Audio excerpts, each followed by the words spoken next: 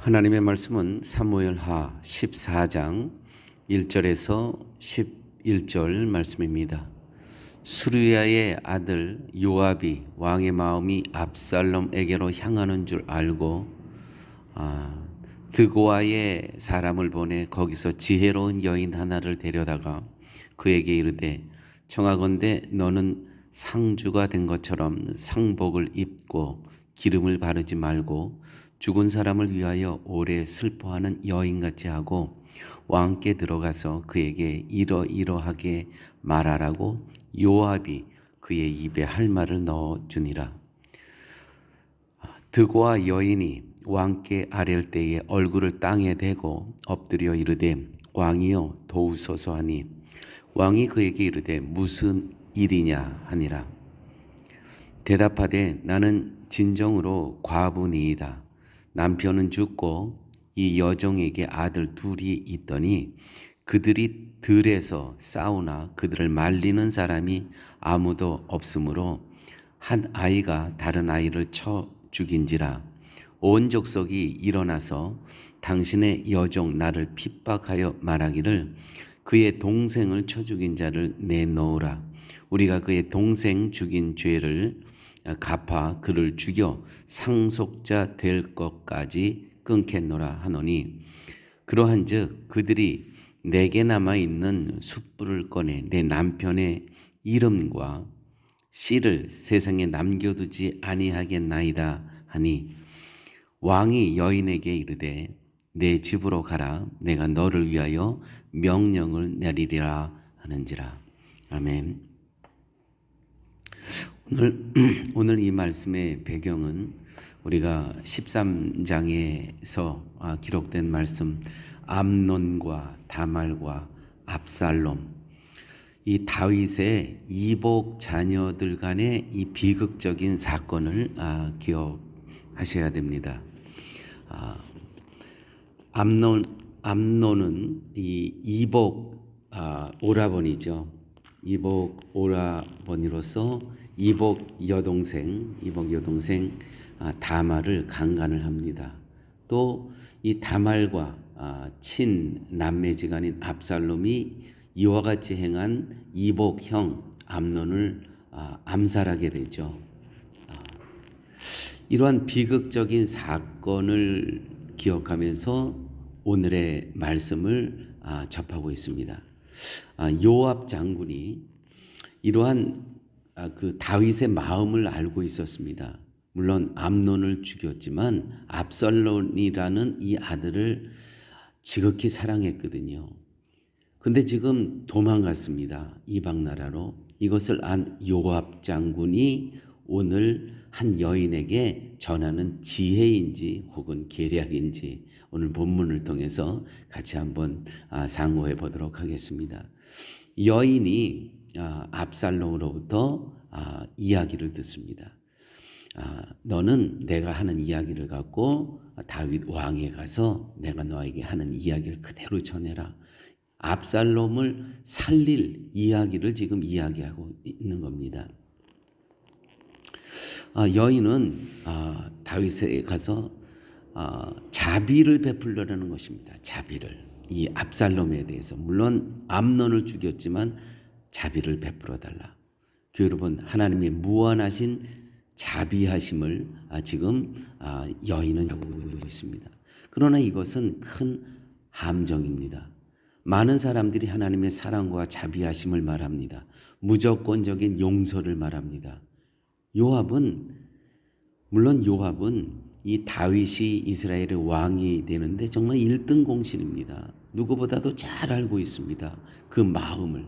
그런데 요압의 문제가 무엇이냐면 다윗의 마음은 잘 알았지만 하나님의 마음은 깨닫지 못했다는 것이죠. 요압은 여인을 내세워서 다윗에게 이렇게 말하고 있습니다. 압살롬을 돌아오게 함으로써 이스라엘 백성들에게 하나님의 사랑과 자비하심을 보여주라는 것입니다. 그러나 분명히 알아야 하는 것은 하나님은 무작정 모든 죄를 덮어버리는 식으로 사랑과 자비하심을 보이지 않으신다는 것입니다. 분명 하나님의 아들을 대신 우리의 자리에 서우셨습니다. 우리를 무조건 용서하신 것이 아니고 그는 당신의 아들을 우리가 죽어야 될 그 자리에 그분이 아들을 세우셨다는 것이죠. 우리가 죽어야 할 자리에 예수님을 내보내셨다는 것입니다. 이것은 죄에 대해서는 철저히 갚으신다는 하나님의 의지이죠. 많은 사람들이 십자가에서 죽은 아들을 보지 않고 사랑을 말합니다. 그래서 죄에 대해서도 입을 다물고 넘어가는 것이 사랑이고 미덕인 것처럼 생각을 합니다. 그러나 사랑은 죄에 대해서는 철저히 지적하고 자신의 죄의 자리에서 예수 그리스도를 바라보게 하십니다. 무작정 용서가 아니라 자신의 죽음을 대신 받으신 분의 피로 말미암아 이루어진 용서를 보게 하는 것이 사랑이라는 것이죠. 그런데 요압은 암논을 죽이고 도망간 압살롬을 무조건 자비를 베풀어서 돌아오게 하려는 그러한 이야기를 다윗에게 하고 있는 겁니다. 다윗의 마음은 아버지로서의 다윗의 마음은 알았지만 하나님의 마음을 모르고 있다는 것이죠. 여러분, 교회를 위해 열심히 수고하고 헌신하는 사람들은 어떤 죄도 다 덮어지는 것이 오늘날 현실입니다. 하나님은 우리의 어떤 죄도 봐주시면서 우리를 사랑하지 않으십니다. 십자가에 죽으신 예수님을 보셔야 합니다. 봐주시는 것이 아니라 죄 값을 아들에게 물으셨다는 것이죠. 그래서 성도는 자신의 죄에서 예수님의 죽으심을 보아야 됩니다. 내가 오늘 이렇게 살아갈 수 있는 것, 그 하나님의 용서하심이 있죠. 그런데 그 용서하신 대가를 나에게 묻지 않으시고 당신의 독생자 외아들에게 물으셨다는 것이죠. 그래서 그분이 우리의 죄값을 십자가에서 치르셨다는 것입니다. 우리는 그러므로 얼마나 하나님의 사랑을 받고 살아가는 존재입니까? 이 십자가의 사건이 없이는 하나님의 사랑과 자비를 안다고 할 수 없는 것입니다.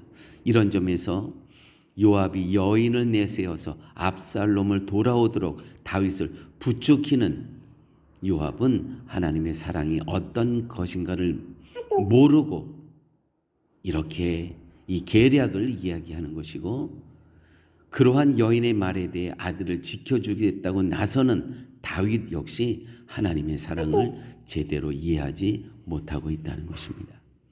하나님은 분명 죄에 대해 심판하시는 분입니다.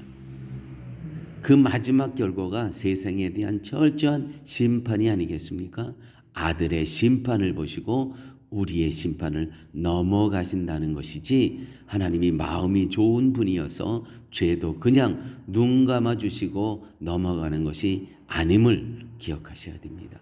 세상은 나를 죽이지 않은 신을 원하지만 이게 세상 종교의 신입니다. 기독교는 하나님 앞에서 자신의 죽음을 경험해야 한다는 것이죠. 하나님께 나오는 자는 모두 죽음, 죄인이기 때문입니다. 죄에 대해서는 절대로 용서하지 않는 하나님이시기 때문입니다. 그런데 죽지 않는다고 합니다. 이게 세상의 종교죠. 세상 사람들이 하는 얘기죠. 왜입니까? 나 대신 죽으신 분이 계십니다. 나 대신 분이 죽으신 분이 계시, 그분이 바로 예수 그리스도라는 것이죠.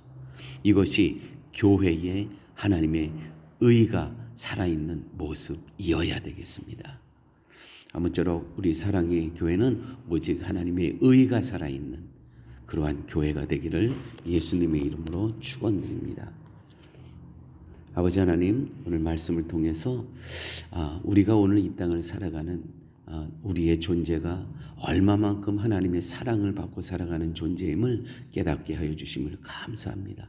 예수 그리스도의 십자가의 대속함에 죽으심이 없었다면 오늘 우리는 마땅히 죽어야 할 존재임을 하나님께서 살려주셨는데, 그 사랑의 그 은혜를 깊이를 기억하면서 매일매일 삶 살아갈 수 있도록 주님 함께하여 주옵소서. 예수님 이름으로 기도드렸습니다. 아멘.